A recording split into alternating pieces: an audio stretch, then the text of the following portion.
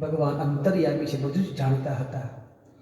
એમને ખાધા હતાની દરિદ્રતા જે ભગવાનને પ્રાપ્ત થવાની હતી એ પોતાના મસ્તક ઉપર લઈ લીધી હતી. આજે એ લાગ આવ્યો છે એ બધા જ સંપત્તિનું દાન એટલા માટે ઠાકોરજીએ કર્યું છે.